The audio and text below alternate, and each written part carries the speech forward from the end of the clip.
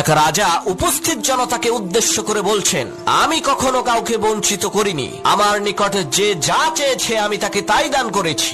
রাজার এই কথা শুনে তৎক্ষণাৎ এক ভিক্ষুক উচ্চ কণ্ঠে বলে উঠল, রাজামশাই, আমার একটি টাকা খুবই প্রয়োজন, আমাকে একটা টাকা দান করেন তো।